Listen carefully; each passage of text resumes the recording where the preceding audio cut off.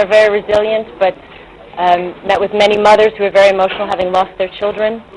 Met with a beautiful, inspiring older couple who spoke so much about how they felt that so much had been washed away in the flood, and they didn't know if they'd ever in their lifetime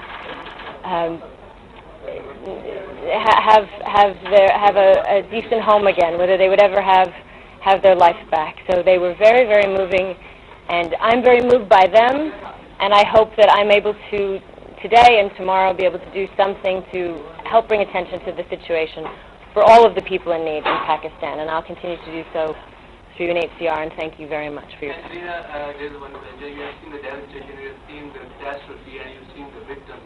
What do you appeal to the world? What do these victims need for more? Well, I'd like to get a greater sense of the details of what's been asked for, what appeals have been made, what has not been made, the different countries, and that's what I'll be working on tonight at UNHCR office. I mean, there's a general statement to ask for people to assist, but I think there's something much bigger going on here, and these kind of conflicts that continue to happen. We see them around the world, and it's how prepared we are. It's how we address them, and it's how when we do address them, we understand that they are not fleeting situations when the headlines go away and the media goes away, that these are very, very long extended situations that need our constant support for a very, very long time. What's your experience as you visit the whole world and you see this devastation? So what's your experience after seeing this devastation? What did you saw in the camps today? You visited almost some of the camps in this area. You know, the people are suffering, and the government of Khyber Pakhtunkhwa is saying that they have not received any cash amount from any donor agency or from the international community. So what do you say? The situation is going to worsen more and more. And what can you do for these people? Okay. I was trying to answer all your questions. As I said, I just met with people. I'm very emotional. I've just come from the fields, and I wasn't prepared for a press conference. So I'm going to do my best. From what I understand, this situation is on a scale that we've not really seen the likes of. It is on such a huge scale. It is an extraordinarily complex situation. It is not just the floods. As I said, it is still, there have been 3 decades of people, 3 decades, Pakistan has hosted Afghani people, and graciously, and there are still 1.7 million Afghan people here who have needs particular to refugee needs. Their needs need to be addressed.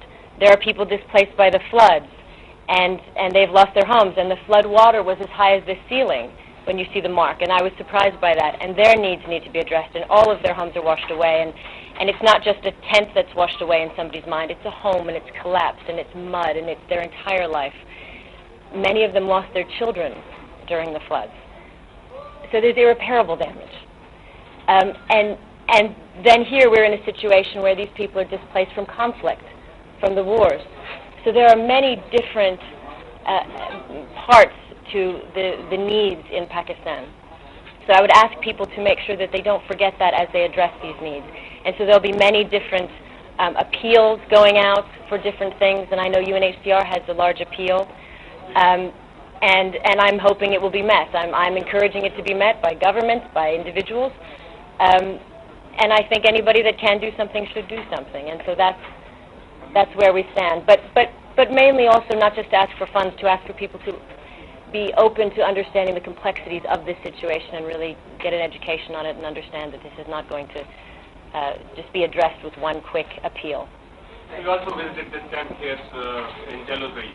You know, most of the people who are here are from Bajor, and they are waiting for rehabilitation, and the government has not yet been able to rehabilitate them and to return to have them in returning to their home, because they are homeless, they don't have any home.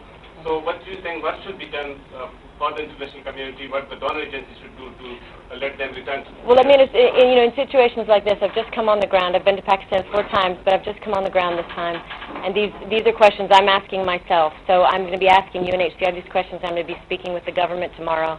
And I'm going to try to do the best I can to try to get a handle on it and know what is the right thing to ask for on behalf of these people. But I don't know at this time. Thank you very much. Thank you very much. Well, that was the goodwill